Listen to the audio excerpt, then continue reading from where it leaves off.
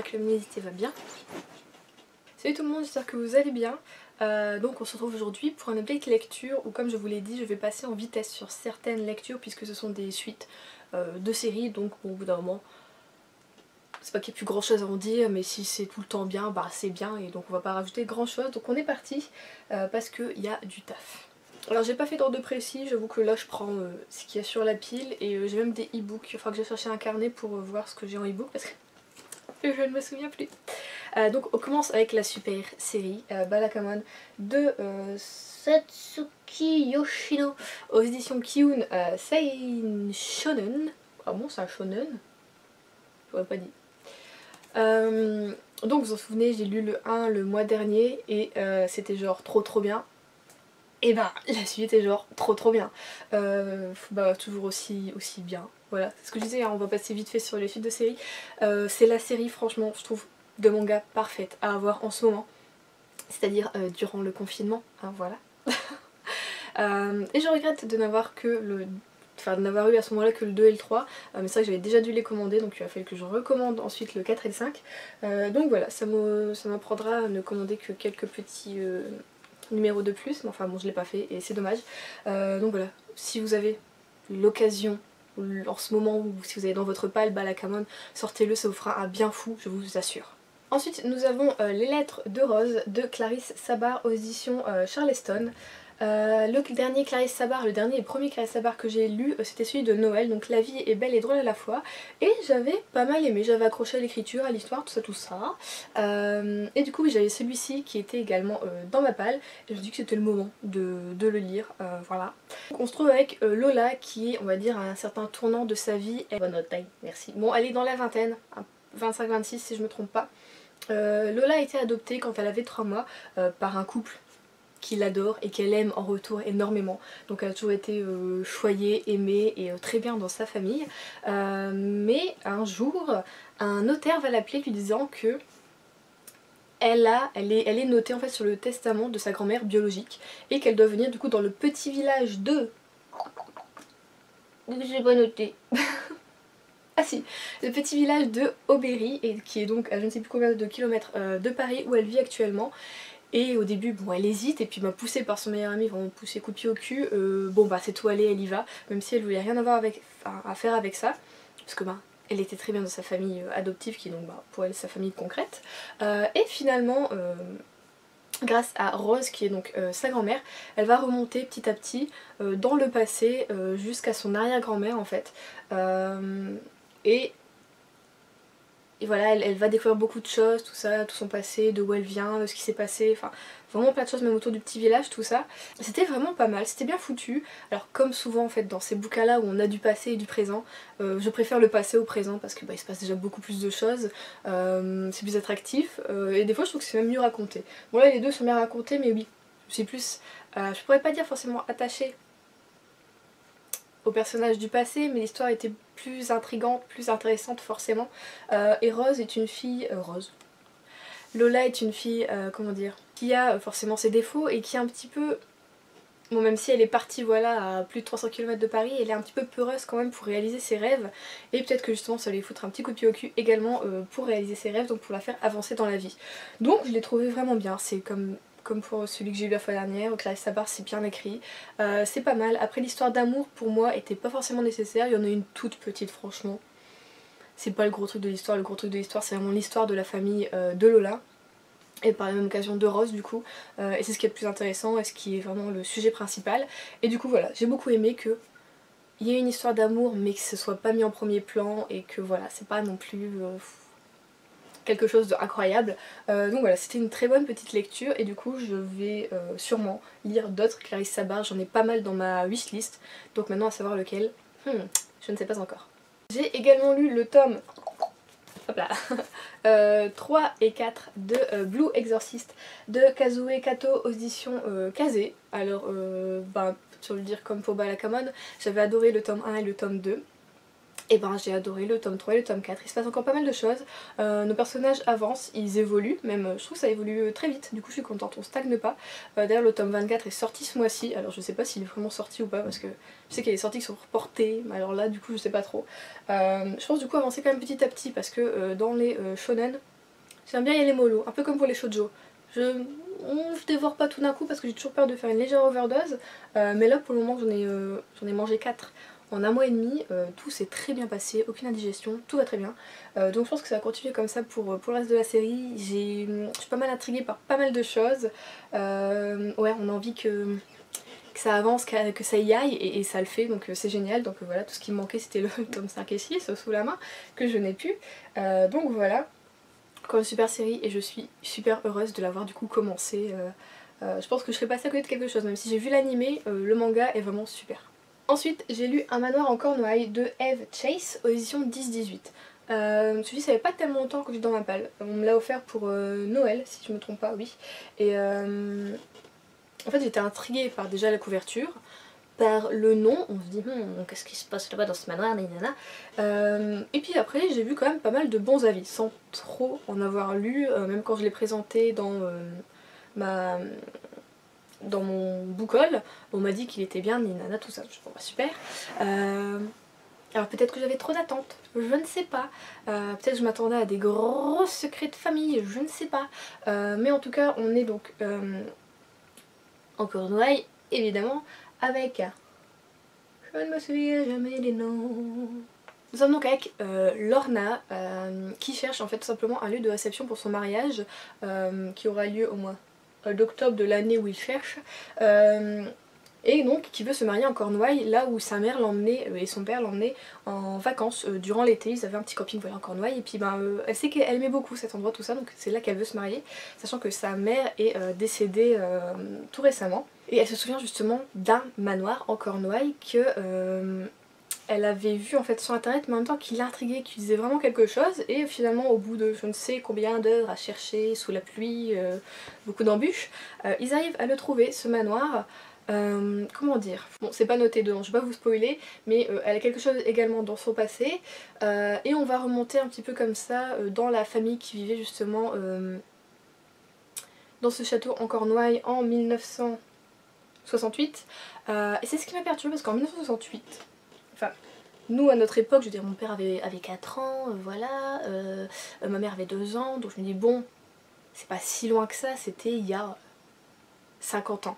Et je sais pas, dans le manoir quand on retombe sur le passé, sur les gens qui vivaient du coup à cette époque là, j'ai eu l'impression des fois d'être vraiment au début 1900 quoi. Je sais pas, ça me paraissait des fois pas logique le comportement ou la...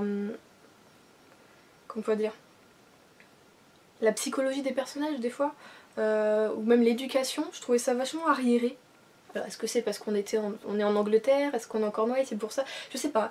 Mais ouais du coup des fois je buguais, je dis attends c'est bien 1968, oui c'est noté, c'est chelou. Alors c'est parce que c'est moi qui ai une mauvaise compréhension de l'époque, peut-être que je m'imagine des choses et puis c'est pas ça, je sais pas du tout. Ou c'est eux qui vivaient un petit peu en retrait du coup.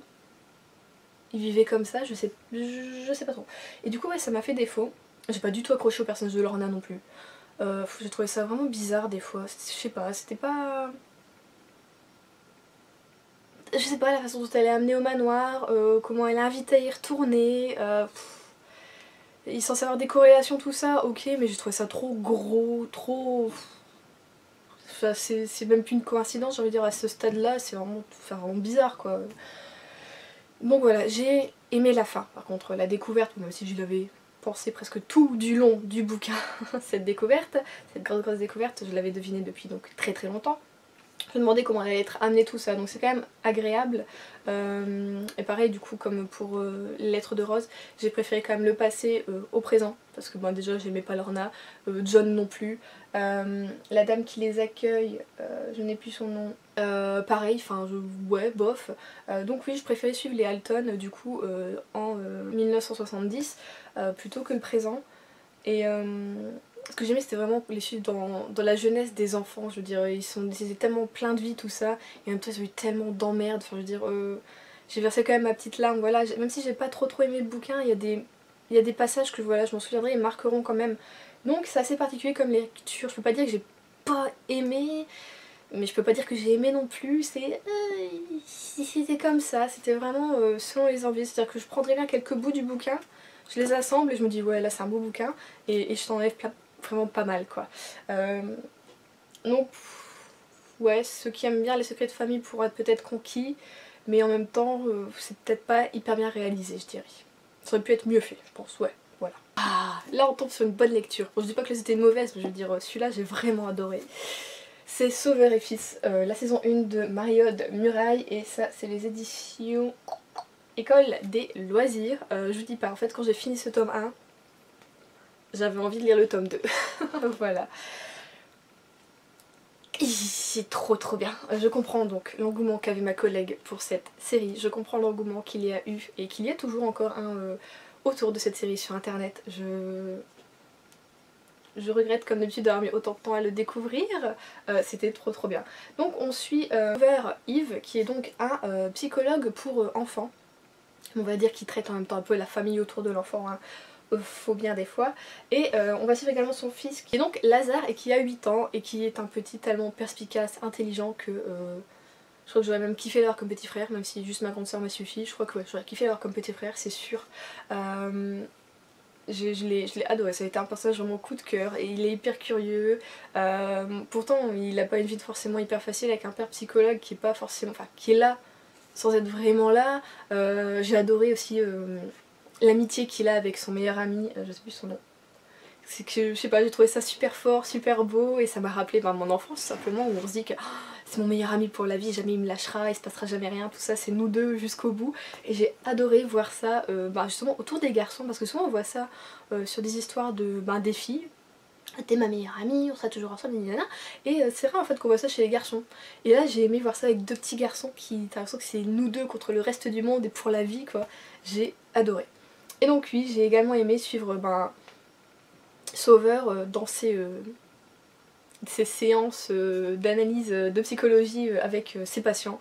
En fait on s'attache également aux patients parce qu'on les revoit à chaque fois petit à petit, on les voit évoluer, on voit ce qui se passe dans leur vie, tout ça, et je trouvais ça super bien fait. J'ai adoré, toutes les histoires sont intéressantes. Il y en a qu'on a envie de détester et d'étrangler, ça c'est absolument sûr. Et je me dis punaise, Sauveur, il a une patience incroyable. Moi je pourrais pas être psychologue. J'adore écouter les gens, leur donner quelques conseils s'il faut, si on me le demande évidemment, je vais pas donner un conseil si on me l'a pas demandé. Hein.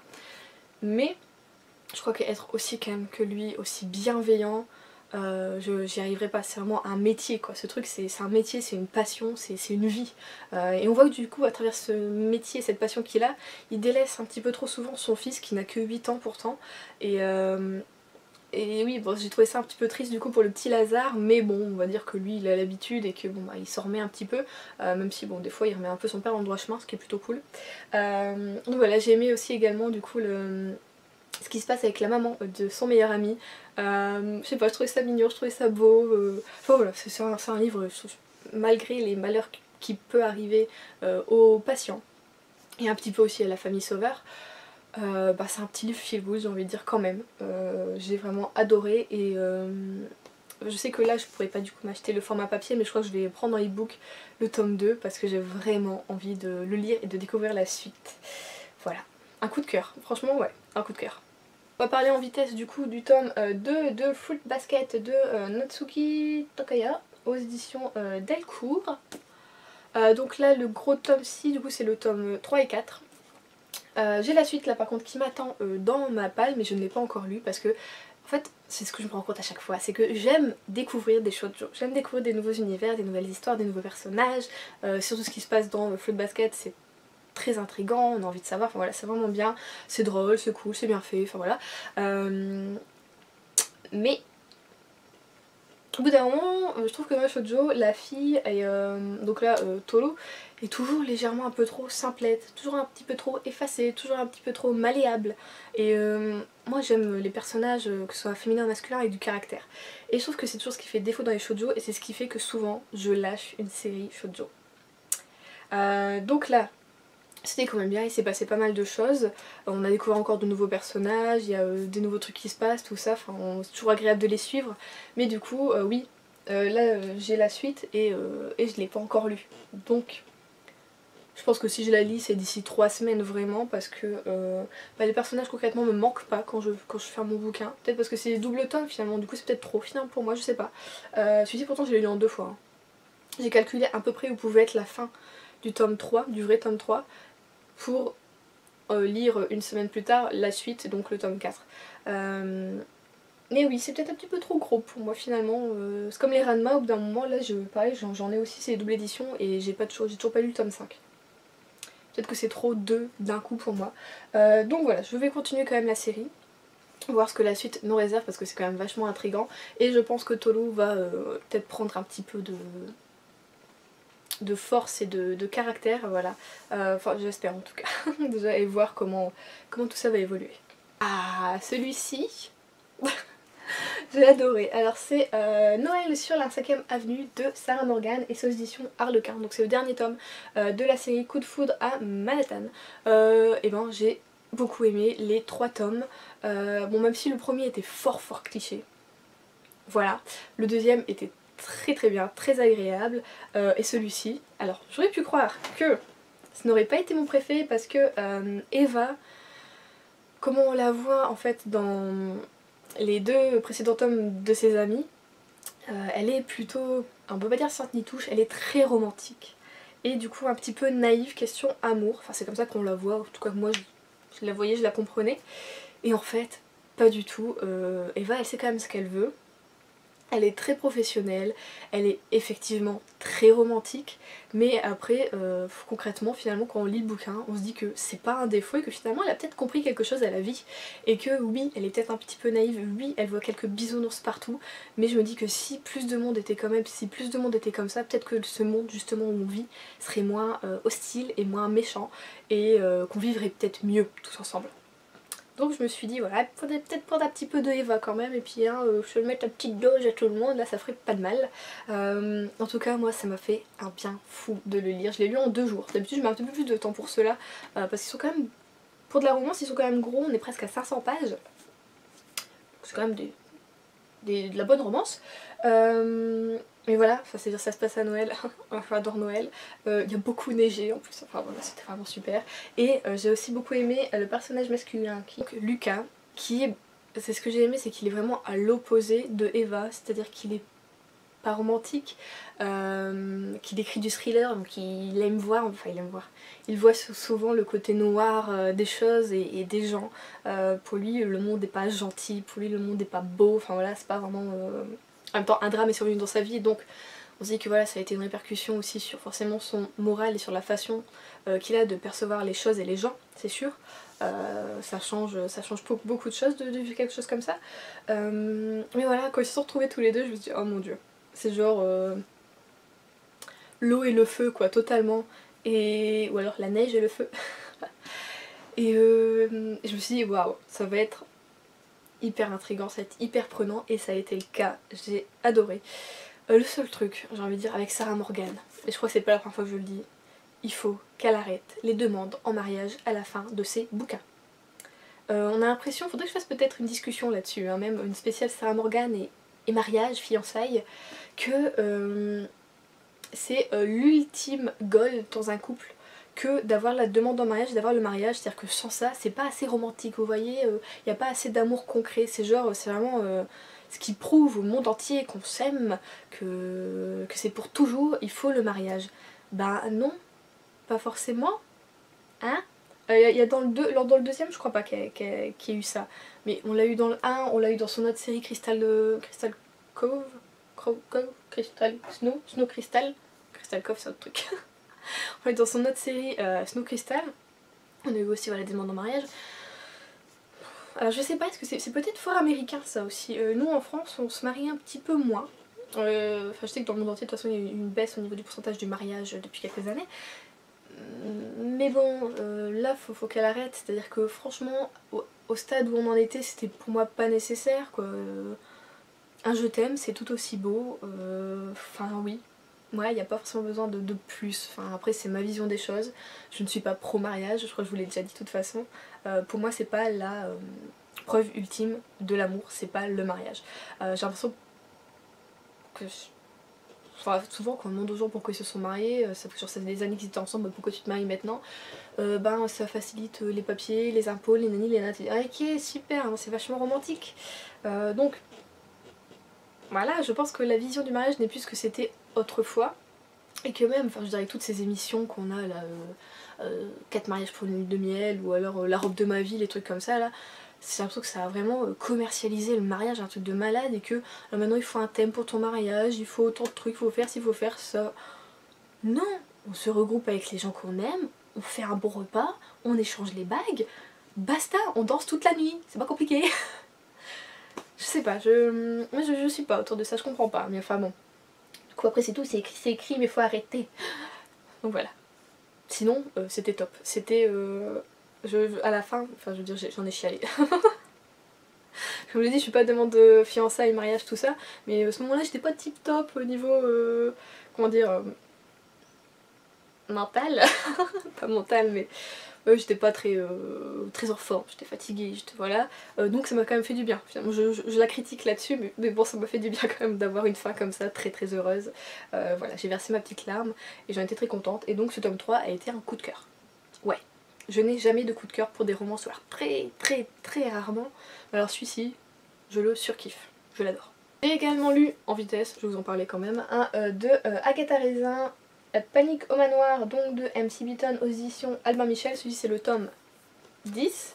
Et ben j'ai été contente de retrouver ma petite Agui, ça m'a fait du bien.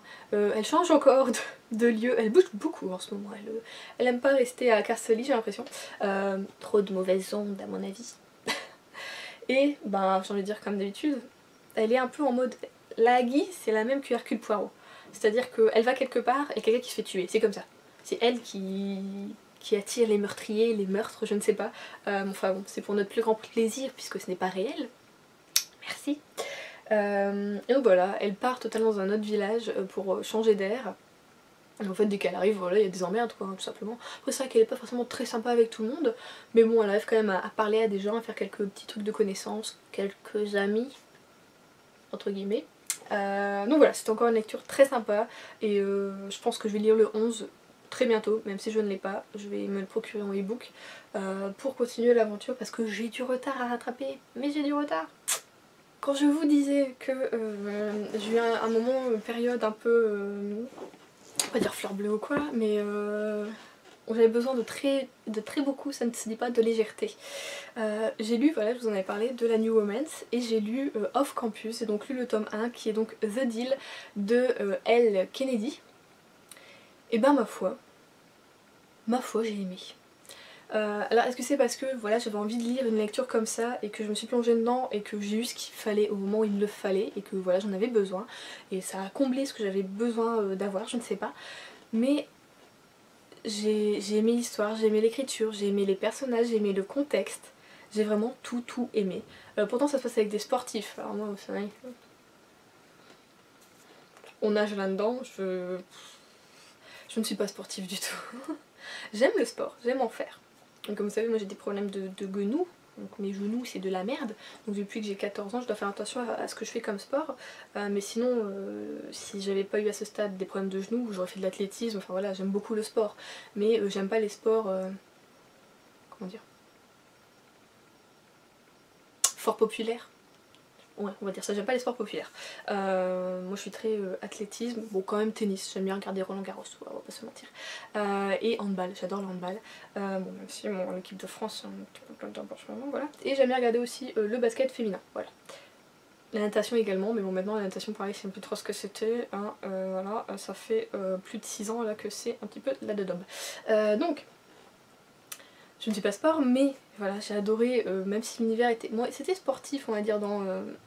l'esprit fraternité, vous voyez, très américain, où il y a les sportifs populaires, nana, mais j'ai aimé le fait que notre héroïne principale ne se laisse pas faire par ça, ne se laisse pas avoir, ne se laisse pas mettre des paillettes plein les yeux et qu'elle soit très terre à terre, les pieds sur terre et en mode c'est quand même des gros losers, mais je suis amoureuse d'un sportif. J'ai adoré. Donc on se trouve avec Anna qui par coïncidence va devoir aider en fait, enfin pas coïncidence non, Gareth la supplie, la harcèle pour l'aider du coup en cours de philosophie où il s'est tapé un D si je ne me trompe pas et où il doit avoir un B+, ou A pour être sûr d'avoir sa moyenne. Et donc Gareth est un joueur de hockey plutôt star, très connu dans sa fac, qui voudrait du coup devenir hockeyeur professionnel. Et Anna, elle est plutôt bonne élève et elle suit une licence de musique et de chant. Donc elle sait faire de la guitare, du piano, elle chante très très bien, tout ça. Et donc oui, ces deux univers, on va dire, d'une certaine façon artistique, puisque le sport c'est quand même un art d'une certaine façon, mais presque quand même à l'opposé, et je trouvais ça vraiment pas mal la rencontre des deux. C'est des échanges très drôles, très acerbes, très... Enfin voilà, c'est du répondant, c'est ce qu'on aime de toute façon dans Nu Adulte, c'est quand les deux personnages s'entendent pas forcément tout de suite, mais que voilà quand même le garçon arrive à atteindre le cœur de la fille, et puis bah voilà, elle se rend compte que oh finalement il est pas si con ou si chiant que ça, ouais il est plutôt drôle, oh il est quand même intelligent, ouais, il est cool, je l'aime bien. Et oui, bah du coup j'ai adoré. Et je dis bien je pense, continuer du coup la suite de la série qui est donc le tome 2, c'est The Mistake. Et c'est avec un personnage, du coup un ami de Gareth. Et qui m'intrigue un petit peu celui-là. Donc voilà, j'ai envie de savoir, j'ai envie de voir. Par contre, quand je l'ai lu, je me suis dit ah tiens, je me l'achèterais bien par la suite en papier. Et finalement, quand j'ai vu les couvertures, je me suis dit ah, j'aurais pas mis ça, j'aurais pas fait ça, et je pensais pas que c'était ça comme couverture. Je me suis dit ouais bon c'est un petit peu fort cliché, non j'ai pas trop envie d'avoir ça dans ma bibliothèque. On va dire que je me suis débarrassée de toutes les séries où il y avait des mecs torse nu dessus parce que ben l'intérieur souvent finalement m'intéressait pas.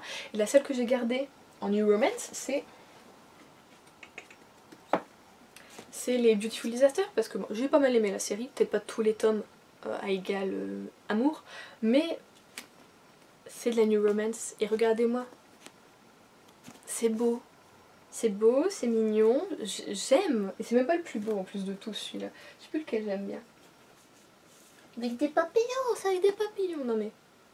Vous voyez, moi je voudrais des couvertures de New Romance comme ça. Après on est chez J'ai lu. Là c'était du Hugo roman, donc vraiment collection New Romance. Alors oui, je pense que c'est une collection où ils aiment vraiment montrer des hommes torse nu et des filles en décolleté et talons.